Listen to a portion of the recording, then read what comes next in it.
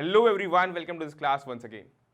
Today's class will be talking about the next 5 questions of laws of motion. Already we have done the first 5 questions in the previous class.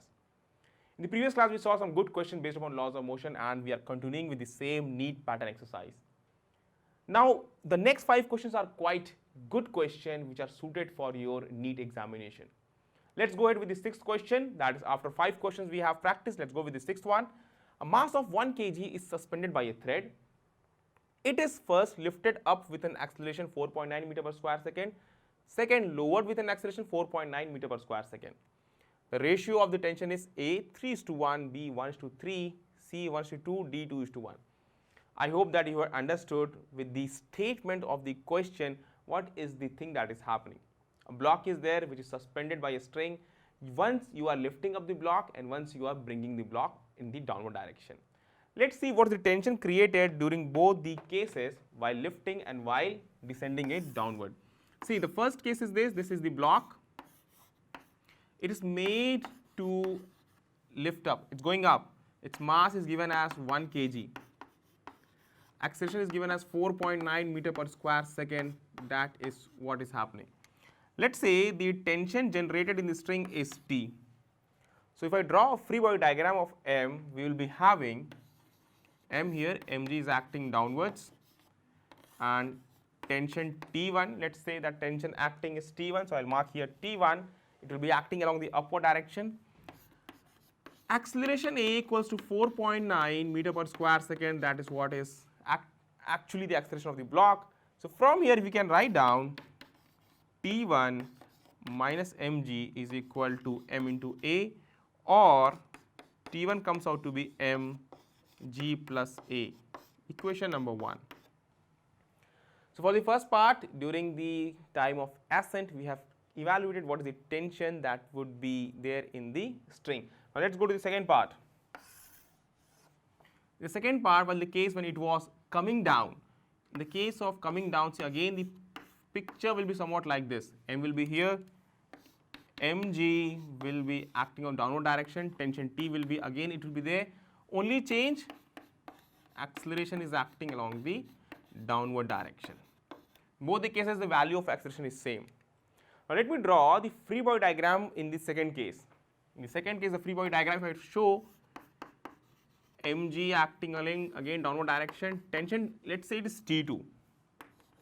We are using for the second one, let's use the tension as T2. So you will be having, if the acceleration A is acting downward, so mg minus T2 is equal to m into A.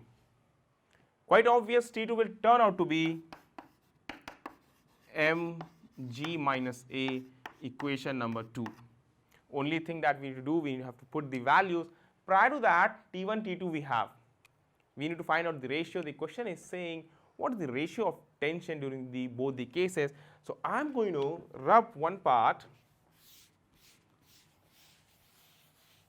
So T1 by T2, I believe that you must be remembering the value of T1 that was mg plus A and T2 that was mg minus A. So clearly m cancels out, g plus A upon g minus A. G, let's use it as 9.8 plus 4.9. This will be 9.8 minus 4.9. We will be having this as 14.7 in the numerator and 4.9 in the denominator. This turns out to be 3 times it will go. So we will be having 3:1. This will be the ratio, 3:1. Let's check option number A. 3:1, rest 1:2, 2:1, 1:3, all the 3 will be incorrect. A will be the correct answer. So while calculating the tensions, this is the procedure, these are the steps that you need to follow to find out the tension. Now again with this question you should remember, while taking up the tension is mg plus A. While coming down the tension is mg minus A. Remember this thing. That will be very much helpful to directly switch on to the solution of the problem, and you need not to follow more steps. These are the basic. I have actually used the basics to actually find out the solution. Once you practice more and once you get used to, you will be directly using the equations to reach on to the result. Let's go with the next question of the class. Seventh one, a ball of mass 150 gram moving with an acceleration 20 meter per square second is hit by a force. A force is applied on a ball which acts on it for 0.1 second. The impulsive force is A 0.5, B 0.1, C 0.3, D 1.2. All are in proper SI units. Ball of mass 150 gram. So let me write down the values that has been provided. Ball of mass 150 gram, that is equal to 0.15 kg. Moving with an acceleration 20 meter per square second is hit by a force. Acceleration is 20 meter per square second. Is hit by a force. You see here is hit by a force which acts on it for 0.1 second. The impulsive force is we need to find out. We need to find out what is the force that has been applied. The impulsive force we need to find out. And the time is provided.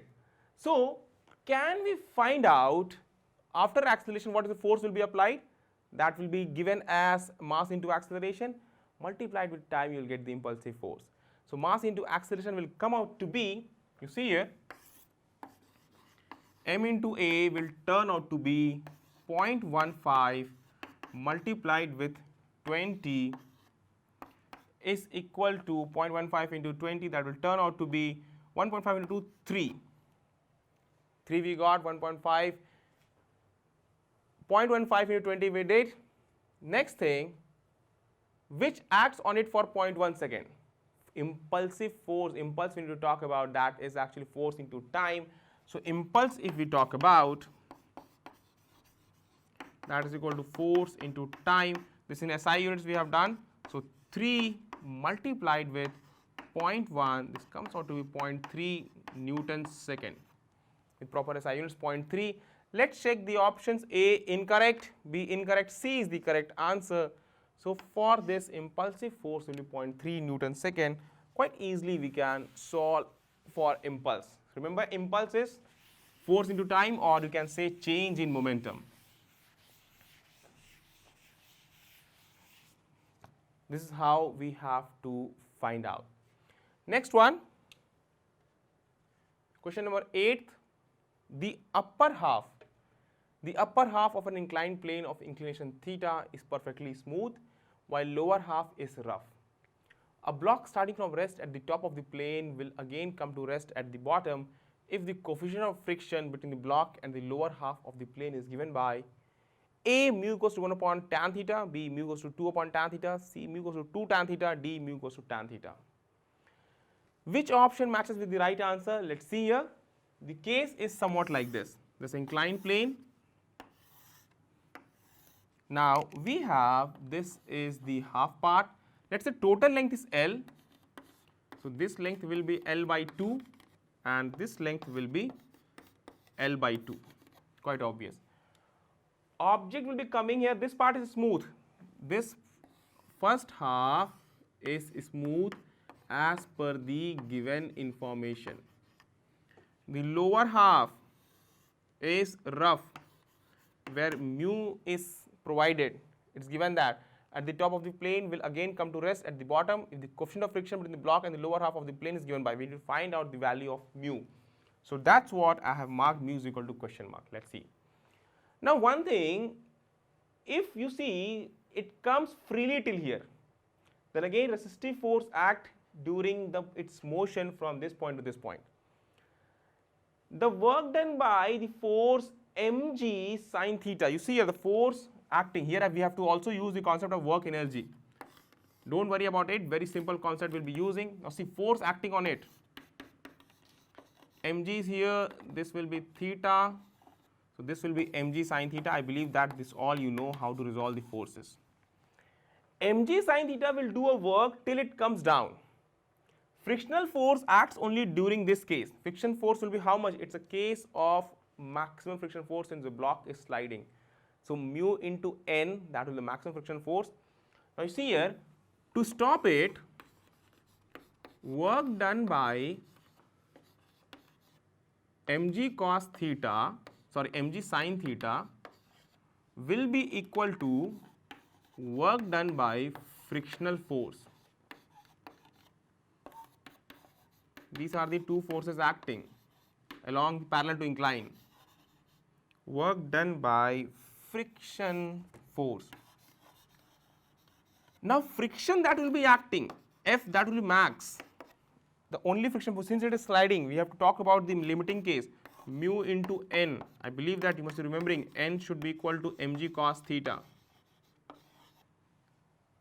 Now let's use the concept of work done by mg sin theta. That will turn out to be mg sin theta force into distance, that is equal to L, and mu mg cos theta work done by friction force, mu mg cos theta multiplied by L by 2.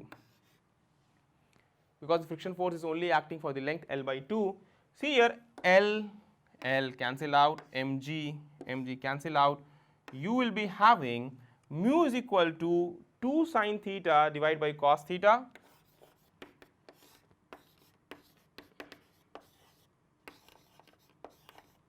mu is equal to 2 tan theta, that is what we will be reaching finally. Mu is equal to 2 tan theta. This will be the final result. Quite simple and obvious to reach on to the result. Let's see which option matches. C, mu 2 tan theta. Rest are incorrect, incorrect and incorrect. This is how you have to solve. I have used the concept of work energy. Simple concept I have used. Work done, you must be knowing that force into distance. That much you can apply if you are not aware about the work energy principle. Then also you can apply such basic concepts of work energy. That is what I have shown you here. Next part, question number 9. A block B, we have a block B is pushed momentarily along a horizontal surface with an initial velocity v. If mu is the coefficient of sliding friction between B and surface, block B will come to rest after a time. We need to find out after how much time it's going to come to rest. You see here A is given as V by G mu, B G mu by V, C G by V, D V by G. First of all, you can check, you need to find out the time. So which one is actually correct as per dimensional analysis. You can check that and you can eliminate some options. If I check option number A, V by G mu, the unit of V is meter per second and unit of G is meter per square second. So that is A can be correct. You will get second as the unit in A. So this is dimensionally correct. This is dimensionally incorrect. So you can eliminate option of B. This is dimensionally incorrect. G by V, again this is dimensionally incorrect. V by G, again this can be correct. So two options can be correct, V by G and V by G mu. Let's check which option will be correct. Rest two options we have eliminated as per the concept of dimensional analysis that I have also told you how you can use the concept of dimensional analysis in finding the solution, in eliminating some options in your answer. Now see here this block B is sliding. It's given a velocity v. Let me show you here. This is the surface over which this block B slides. Given a velocity v, coefficient is mu. Now you see here, as it slides, the acceleration due to gravity, the deceleration acting on it will be how much? That will be equal to mu into g. Why is that? Because n is acting here, weight is acting here. If its weight is mg, normal reaction will be equal to mg. Frictional force acting is equal to mu into n, that is equal to mu into mg. Hence deceleration that will be produced, that will be equal to mu into g. Quite obvious, because frictional force divided by mass, so that will be mu into g. Now you see we got the deceleration. We need to stop the body. Time taken, now if final velocity is 0, final velocity of the body is 0, use v equals to u minus at. T will come out to be u minus v by a, and hence we will be having u. You see here u is actually given as v and v is 0, a is given as mu g. So v by mu g will be the answer for the time. Let's go ahead. V by mu g, that is option number A. and hence you can eliminate option number D. This is how you can solve such questions in your NEET examination. Let's go ahead with the next problem.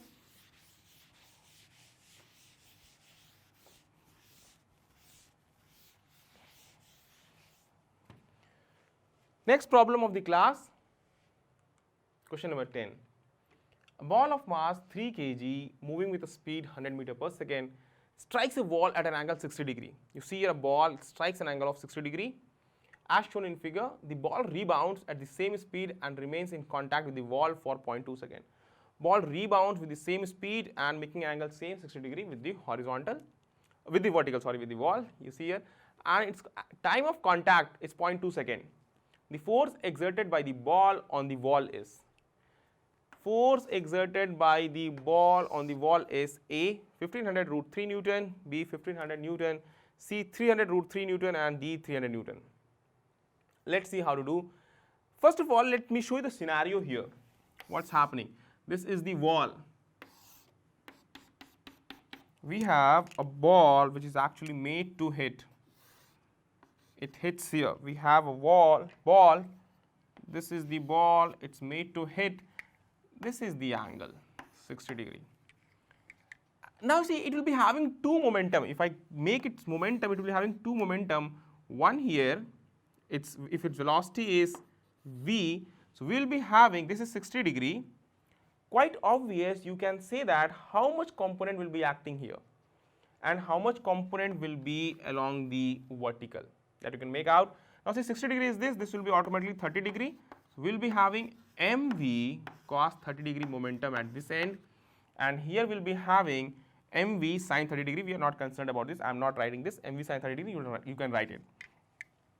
As the ball rebounds, you see again this angle is 60 degree.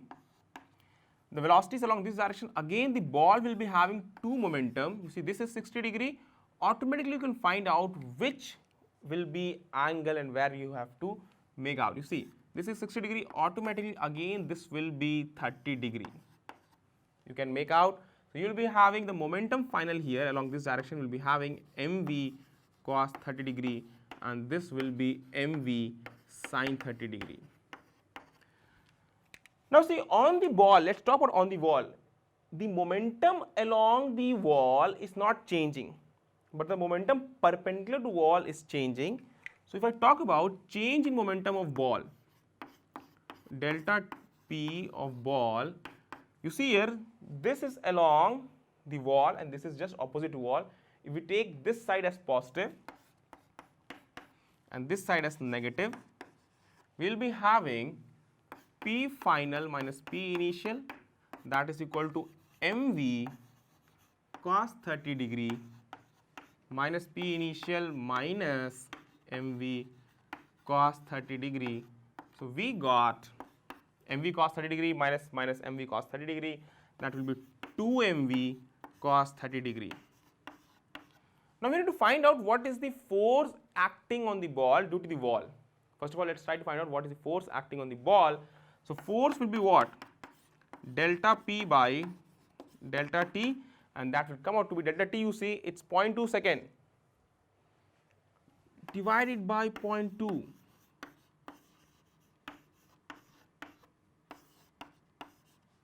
Let us put the values. We have the ball of mass 3 kg moving with a velocity. You see here its velocity would be given 100 meter per second. So 3 kg 100 meter per second. 2 into 3 into 100 cos 30 degrees root 3 by 2 divided by, you see here 0.2. Now you can see that I am going to eliminate, this will go 10 times, or you can see here straight way it's going 10 times, and then we are having 3 by 2 will give you 1.5, and 1.5 multiplied by 1000 will come out to be 1500 root 3 Newton. This is the, we have actually resolved for force on the ball. This is force on the ball. From Newton's third law, if the force on the ball by the wall is this much, the same amount of force the ball will be exerting on the wall. That is by, from Newton's third law we can say that the same force will be on the wall also, because you need to find out the force exerted by the ball on the wall. Again, that will be same 1500 root 3 Newton, and that will be towards this side, because on the ball it was towards this side, as I have shown you here. Momentum change is along this direction. So on the wall it will be towards this side, and the magnitude will be A 1500 root 3 Newton. This is the right answer. B incorrect, C incorrect, D incorrect. Let me mark this as the right answer. Hope that you have understood this question. This was a very good question, and you have understood how to solve such kind of question. Now what you do after the class, do practice questions. As much practice you do, you'll find that your application of concepts will be improved, and your accuracy and speed both will be enhanced. So do practice more to score more in your examination. I wish you all the very best. I'll meet you some more question in the coming topic in the next class. Thank you everyone.